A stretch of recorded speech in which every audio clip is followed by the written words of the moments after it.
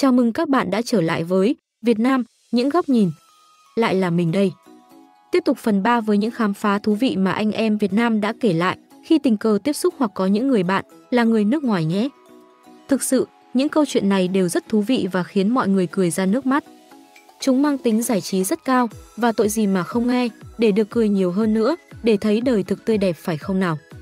À mà quên, ngoài những comment chỉ mang tính giải trí, vì rõ ràng nó thể hiện sự thiếu hiểu biết về quốc gia khác, thì cũng có rất nhiều comment đánh giá cao Việt Nam mà các bạn đừng bỏ lỡ. Cùng mình khám phá phần 3 nhé! Việt Nam, những góc nhìn. Hôm sang thăm người yêu học ở Hà Lan, có ông bạn Hàn Quốc. Ông ý hỏi là Việt Nam cũng hay đạp xe đạp lắm đúng không? Kiểu dân Hà Lan cũng toàn đi xe đạp. Mình mới bảo không, sao lại hỏi thế? Thì ông Hàn Quốc kể, có lần ngồi học, giáo viên giới thiệu Việt Nam, cho xem ảnh người dân toàn đi xe đạp. Xong còn nói là Việt Nam hiện đại bây giờ. Mình không hiểu ông hay bà giáo viên lấy đâu ra nguồn tư liệu uy tín thế. Bà khách người Hàn trong lần đầu tiên đến Việt Nam đã rất ngạc nhiên là Việt Nam không hề có chiến tranh. Bà lo cho sự an toàn của ông chồng đang sống tại Việt Nam vì bà ấy tưởng Việt Nam giống hệt Triều Tiên. Chốt lại là Việt Nam rất khác so với những gì bà ấy hình dung. Chính phủ Việt Nam cần đẩy mạnh quảng bá hình ảnh và du lịch ở nước ngoài hơn. Mình vừa sang Mỹ định cư và hiện đang đi làm. Cơ bản thì mình thấy ở Mỹ cũng rất nhiều người biết về Việt Nam và đoán xem người ta thích nói về đồ ăn, du lịch Việt Nam và một số ít biết về văn hóa Việt. Bản thân mình thấy điều này hoàn toàn tự hào, dù là nó không nhắc đến về phần kinh tế hay sự phát triển của Việt Nam. Câu khó chịu nhất mà mình từng nghe là Việt Nam nói tiếng Trung phải không? Hay mấy câu đại loại như Việt Nam dùng ngôn ngữ gì?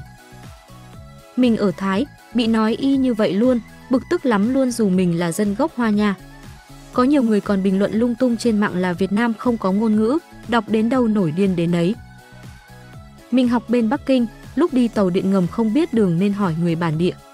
Khi mình giới thiệu mình là người Việt Nam thì họ ồ lên một cách trầm trồ và hỏi Việt Nam cũng có người cao và đẹp trai thế này sao? Nghĩ bụng chắc chúng nó nghĩ Việt Nam nghèo, thiếu thốn vật chất nên con người Việt Nam cũng thấp bé nhẹ cân hay sao? Nói thật, giai Việt Nam rất chất lượng và mờ lem nhưng lại không chú trọng ăn mặc và chăm chút nhan sắc như giai Hàn, giai Trung thôi. Không nói giai thành phố, giai ở quê mình đầy người đẹp nhưng xì tai rất 3 chấm nên độ đẹp giai giảm đi khá nhiều. Có con bé người Đức hỏi tôi sang Đức kiểu gì? Tôi kiểu, đương nhiên bằng máy bay qua, chả nhẽ tao đi bộ. Xong em nó sốc vãi, bảo, tao tưởng mày phải đi bộ rồi vượt biển chèo thuyền, rồi lại đi nhờ ô tô qua Đức. Rớt nước mắt, tưởng tao qua tị nạn hay gì. Bảo Đông Lào bọn tao cưỡi rồng qua chứ éo ai đi tàu điện, xe buýt như chúng mày. Cô giáo tôi kể, bữa cô với người yêu đi ăn. Có ông bàn bên sang vỗ vai hỏi người nước nào. Bảo Việt Nam, ông ấy ù té vào gọi cho đĩa thức ăn rồi bảo, chúng mày mạnh mẽ lên. Nghe không tin nổi mà bữa tôi đi chợ xong gặp một ông cũng hỏi vậy. Và, déjà vu, mạnh mẽ lên. Bàn chuyện mua đất với đồng nghiệp người Malaysia, họ nói 500 triệu không đủ tiền mua à, không phải đất bên Việt Nam rẻ lắm sao? Còn nói chuyện bằng tiếng Anh với mấy bà người Philippines, họ hỏi sao mày biết tiếng Anh vậy? Một cô giáo người Nga đã từng hỏi mình, phụ nữ bên chúng mày không được đi làm đúng không? Chỉ ở nhà nấu cơm giặt giũ thôi đúng không? Ôi! Ngày trước cũng thấy không vui khi Việt Nam bị nghĩ là nghèo. Nhưng bây giờ thấy bình thường. Nó nghĩ mình nghèo là tốt cho mình. Tiếp xúc với nước ngoài nhiều yêu cầu của tôi đã hạ xuống mức tối thiểu, bọn nó hỏi là thấy may lắm rồi. Có đứa chẳng nói chẳng rằng tự cho là cái đó mình không có, mình không biết, xong tỏ vẻ kịch cỡm luôn cơ. Bọn hỏi chỉ thấy buồn cười còn bọn nghe chỉ muốn táng vỡ alo chúng nó. Tôi bị hỏi nhiều nhưng ấn tượng nhất là với một ông từng xém bị bắt đi tham chiến ở Việt Nam. Khi ông ấy biết tôi gốc Việt Nam, ông ấy nhìn tôi vài giây rồi nói, chắc giờ tốt hơn rồi ha. Mình thì nghĩ là người nước ngoài ít nhiều gì cũng sẽ biết đến Việt Nam mình thôi, vì qua đợt Covid rồi chống chọi mãnh liệt, với số ca nhiễm ít, với là một trong số vài nước còn theo chế độ cộng sản. Cái này đúng này, bữa tôi gặp khách hàng, biết tôi là người Việt Nam, thái độ khác hẳn, bảo ồ nước mày chống dịch xuất sắc các thứ. Tinh thần đoàn kết và quản lý triệt để các thứ, người nước ngoài có học thức giờ cũng biết Việt Nam khá rồi. Đổi lại, người Việt Nam qua Mỹ trước đây mà ghét cộng sản ấy, thì cứ nói Việt Nam toàn rác rồi dơ bẩn gì đấy, nên không thích về Việt Nam. Đúng là tự nhục chính mình luôn á, trong khi đang nói tiếng Việt cơ. Hồi trước khi qua Mỹ, mình ở thành phố Hồ Chí Minh nên nghe mà tức á, nhưng không nói gì được do mấy người đó cổ hủ ăn sâu tận răng rồi. Sang Mỹ chắc câu tiếp xúc hỏi nhiều nhất là phát âm tên mày kiểu gì thôi, chứ may quá môi trường cũng gặp toàn người lịch sự biết ý.